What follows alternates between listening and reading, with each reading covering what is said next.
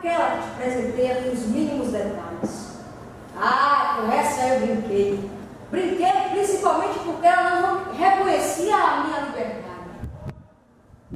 Ela chorou por semanas. Eu não chorei.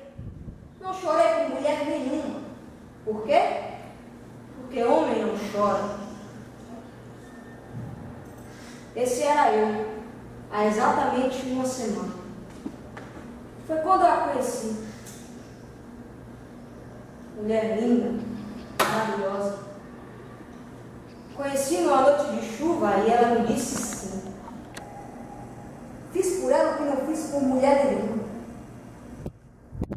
Levei no cinema, comprei joias, até dei um sonho de valsa. Ela me dizia coisas maravilhosas e me fazia grande. Sempre amei a luz. De repente, o dia amanheceu. O dia amanheceu e a ficha caiu. O que me restou? Apenas uma calçura.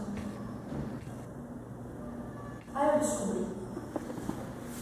descobri que homem chora. Principalmente quando descobre que não vale nada. Que é página virada, descartado em um folhetim.